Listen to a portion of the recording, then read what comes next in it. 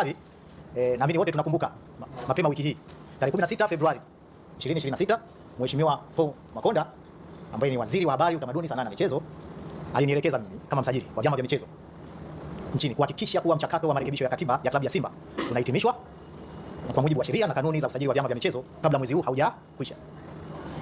Maelekezo hayo ya Mheshimiwa waziri yalikuwa ni ya kusisitiza na kuhakikisha kuwa hatua zote za kisheria za kiutawala zinakamilika kwa wakati kwa maslahi ya klabu, wanachama wake na maendeleo ya michezo kwa ujumla. Napenda kufafanua kuwa mchakato huu wa marekebisho ya katiba ya klabu ya Simba umepitia katika michakato mingi. Kwanza utambuzi na tathmini na uidhinishaji wa marekebisho ya katiba. Sasa haya yote yalikuwa yameshafanyika. Mchakato huu tayari ulikuwa umeshachakatwa. Ulibaki mchakato mmoja ambao ulikuwa ni kuwakabidhi klabu ya Simba katiba yao. Kwa sababu katika michakato tulionayo kuna mchakato wanawasilisha katiba. Baada ya hapo tunakuwa tunawasiliana na klabu na uongozi kupata ufafanuzi tofauti ili kuhakikisha katiba hii inakuwa inabeba yale madhumuni yaliyokuwa yamekusudiwa.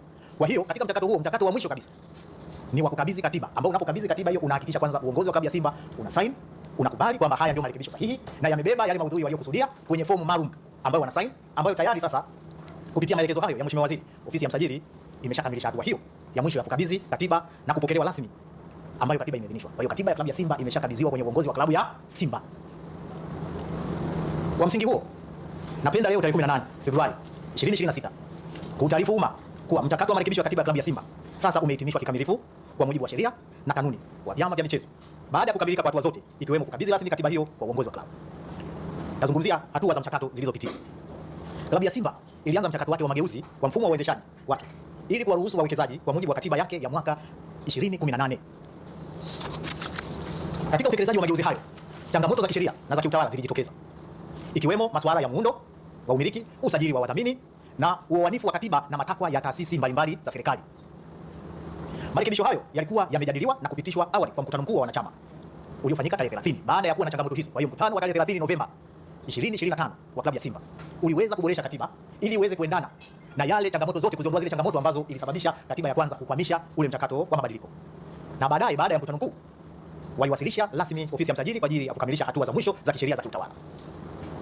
Sasa klabu iliwasilisha mapendekezo hayo kwa mara ya kwanza tarehe 10 Disemba 2025.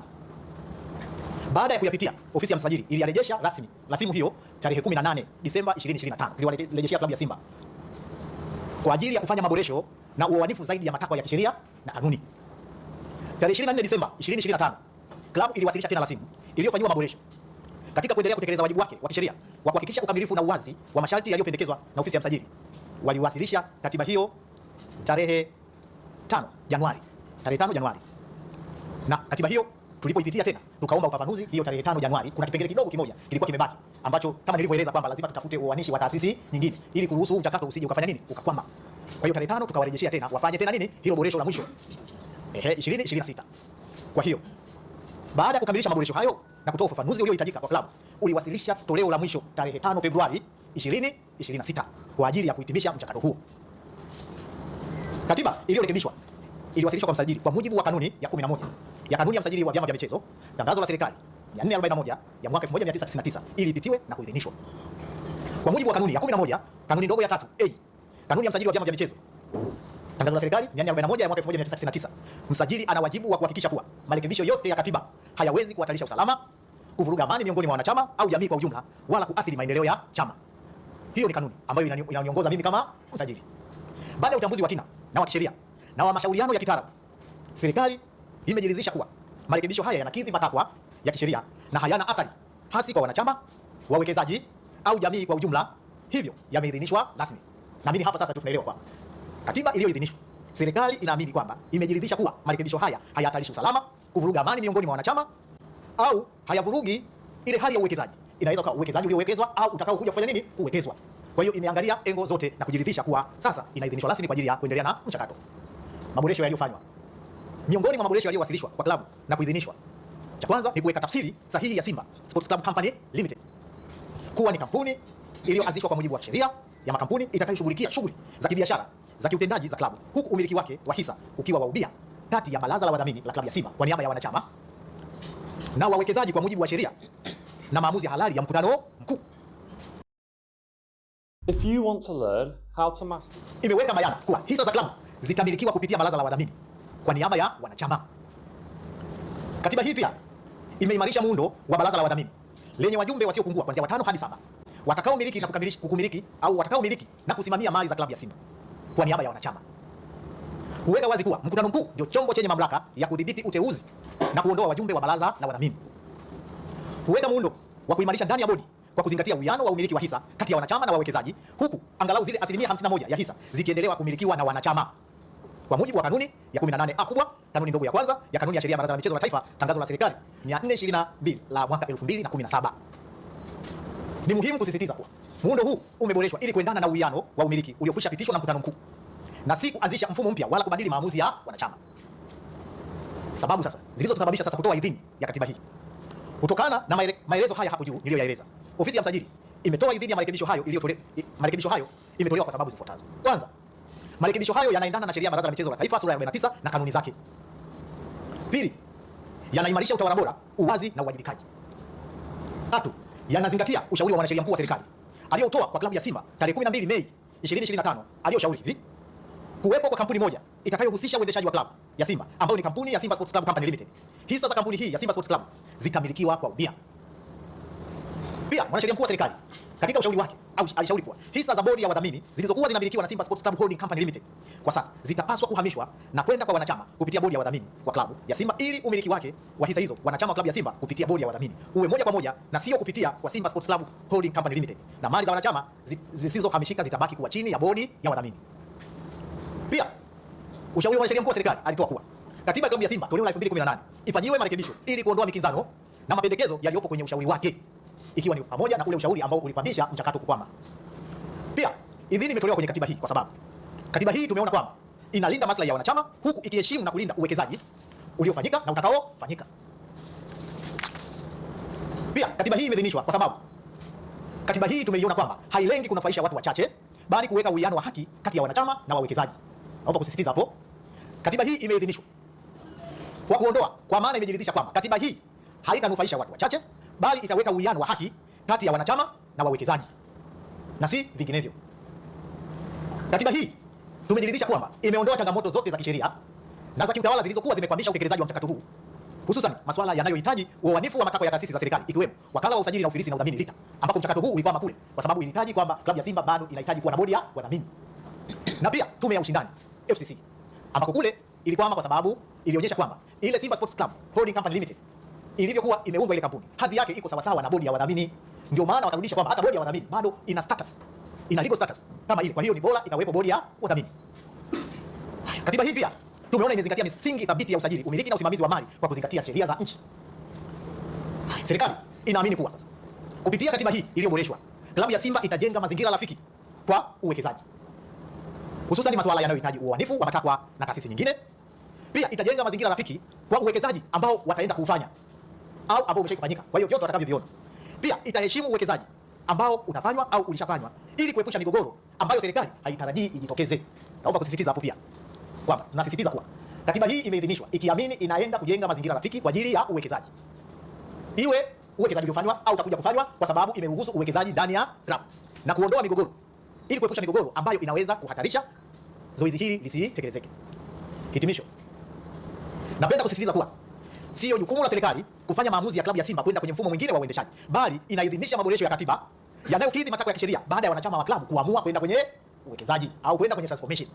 Kwa hiyo serikali hailazimishi, ila pale wanachama wanakapoamua kwenda kwenye transformation, katiba yao lazima serikali iangalie imekidhi matakwa ya kisheria na kanuni za nchi.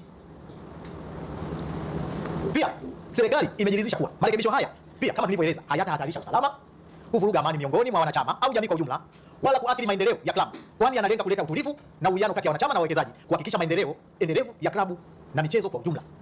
Hapa pia tunapenda kusisitiza kuwa serikali inaamini kwamba katiba hii iliyoidhinishwa inaenda kuleta usalama ndani ya klabu na sio kuibua migogoro, kwa sababu imeweka uwiano kati ya wanachama na wawekezaji ndani ya klabu. Kwa hiyo haitatarajia kuona migogoro ndani ikijitokeza. Kwa hiyo tunaamini mchakato klabu ya Simba itakapoenda kufanya, katiba yao imebeba maudhui wala hawatapata mkwamo wowote kwenye taasisi yoyote ya kiserikali watakayoamua kufanya. Kwa msingi huo, serikali inatoa wito kwa wanachama wa klabu ya Simba na wadau wake wote kuheshimu maamuzi ya kisheria ili klabu iweze kuendelea kwa utulivu mshikamano na mafanikio makubwa. Kama tunavyofahamu, klabu ya Simba ni klabu kubwa yenye mafanikio makubwa. Kwa hiyo tunaamini kwamba kupitia katiba hii na maboresho haya, mchakato huo utaenda kuimarisha na kuifanya klabu hii iweze kupanda viwango zaidi. Inatarajiwa kuyatekeleza kwa kuzingatia kikamilifu sheria, kanuni, maamuzi ya mkutano mkuu, kwa kuhakikisha manufaa kwa utaratibu zote zinazingatia kwa mujibu wa ushauri wa mwanasheria mkuu wa serikali. Serikali itaendelea kutekeleza wajibu wake wa sheria kwa lengo la kulinda maslahi ya wanachama na wawekezaji na maendeleo ya michezo nchini. Na mwisho naweza kusema kwamba mchakato huu utakapokwenda vizuri, klabu ya Simba ndio litakuwa kama shamba darasa kwa klabu nyingine zote. Mchakato huu, na sisi serikali ndio tunaoamini kwamba mchakato utakwenda salama, uwekezaji utafanyika, na kwamba klabu ya Simba ndio klabu nyingine zitajifunza kutoka kwao namna ya kufanya transformation ya klabu. Kwa hiyo serikali inaliamini hilo na tuna matarajio yake ni haya ambayo tumeyasema. Asanteni sana kwa kunisikiliza. Nikianza swali la kwanza ilikuwa kwamba je, baada ya maboresho ya kuidhinisha katiba hii, je, mchakato huu unaanza upya au unaanza lini? Mimi kama msajili, sisi kama serikali, kazi yetu kubwa ni moja. Unaleta maboresho ya katiba kama ulivyokuwa umepanga, kama ulivyokuwa umepata mkwamo, na sisi tumejiridhisha sasa inaenda kuondoa mkwamo. Kwa hiyo mchakato utakaoendelea, klabu ya Simba ndio itaweza kuwaeleza jamii kwamba wataanza wapi, wataelekea wapi au wameishia wapi. Sio kazi ya serikali au ya klabu. Sisi kazi yetu ni kuidhinisha nini? Maboresho ya katiba. Na si vinginevyo. Naamini tumeelewana hapo. Swali la pili, tumeuliza kwamba wawekezaji watakuwa wangapi. Mimi nikisoma ile kanuni ya 18 kanuni ambayo ni ya kanuni ile ya sheria ya Baraza la Taifa kama ilivyo ya 2017, imesema kwa klabu ya wanachama itakayoamua kuuza hisa zake na kuinvite kwamba uwekezaji, basi inaruhusiwa. Sisi tumeruhusu uwekezaji ndani ya nini? Ya klabu. Sisi tunaelewa. Katiba imeruhusu uwekezaji ndani ya nini? Ya klabu. Watakuwa wawili, watatu, wanne, 10, 20. Ni klabu ya Simba yenyewe ndio itakayoamua. Kwa mujibu wa kanuni hii imeruhusu nini? Uwekezaji. Na mimi neno uwekezaji linaeleweka. Lina umoja, lina wingi, lina nini, limebeba maudhui kwa upana. Limetoa tafsiri kwa upana. Kwa hiyo hayo yote yatafanyika na klabu ya Simba. Swali lingine limekuwa mwenyekiti wa bodi anapatikanaje kwenye klabu ya Simba? Katiba hii tukumbuke, katiba hii ni ya klabu ya Simba. Imeruhusu uwekezaji kwenda kwenye kuanzisha kampuni, itakuwepo kampuni ya Simba Sports Club Company Limited. Hapo ndio bodi inakoundwa. Inamaanisha kwa maana ya katiba imeeleza kwamba utaratibu wa namna bodi itakavyoendeshwa huo utafanywa kwa mujibu wa kanuni na makubaliano watakayokuwa wameifanya klabu ya Simba na wawekezaji wao au ndani ya uwekezaji wao. Hiyo yote kwa ajili ya nini? Tunatenganisha kampuni isiingie kwenye katiba. Ukiingiza kwamba uongozi wa kampuni ukae kwenye katiba, umeelewa? Yaani kwamba utafute kwamba atapatikanaje, inategemeana na makubaliano watakayokwenda wamefanya nini? Wameingia. Kwa hiyo wamesema wenyewe kwa mujibu wa katiba yao utafanywa kwenye bodi chata. Ndio utakaofafanua nini? Mchanganuo wa upatikanaji wa wajumbe. Tunaelewana lakini? Na mimi nimekidhi majibu ya hilo swali. Wanapatikanaje? Inakuja swali lingine. Mawasiliano yapi yalikuwa yanafanyika? Labda tuweze kutoa ufafanuzi. Nimesema hivi, wakati tunaboresha yalikuja vipengele ili kuhakikisha kwamba ushauri wa mwanasheria mkuu wa serikali, yale mambo ambayo yalikuwa yamekwamisha mchakato, ndio sisi tuliokuwa tunayatazama. Ndio mawasiliano yalilenga huko na kuhakikisha kwamba katiba hii sasa inaenda kubeba lile jukumu la transformation inapoenda kufanya nini? Ndio mawasiliano yalikobeba kutokana na mkutano mkuu walivyoamua. Kwa hiyo mkutano mkuu unaamua vipengele. Vinapokuja hapa vinachambuliwa na kutengeneza tafsiri ambayo inafanya nini? Itaridhika na itakidhi matakwa ya kisheria na kikanuni. Hayo ndio yalikuwa mawasiliano tuliokuwa tunayafanya. Na si vinginevyo. Haya, kuna 49% ya uwekezaji. Je, ni moja au nini? Nimetoa majibu kule. Kwamba kanuni yetu imesema kwa klabu ya Simba au kwa klabu yoyote yenye wanachama watakapoamua kwenda kwenye kuuza hisa zao. Umeelewa? Basi zile hisa nyingine 49 zimewekwa kwa ajili ya uwekezaji. Sijui tumeelewana lakini hapa. Ndio maana ya hiyo. Nakuja swali la mwisho. Bodi ya wakurugenzi itakuwa madarakani, si ndio hilo swali Itakuwa madarakani? Hili swali sasa mimi siwezi mimi sio Simba Sports Club. Sawa? Mimi sio Simba Sports Club. Anaweza kulifafanua huu ni uongozi wa klabu ya Simba kuhusiana na maboresho yaliyofanyika. Mimi siwezi kusema eti upo au haupo au fanya nini. Hapana. Sisi tumepitisha vifungu jamani vinavyoweza kuwekeza huo mchakato uweze kufika mwisho. Basi, ufafanuzi mwingine mtaupata kwenye klabu ya Simba.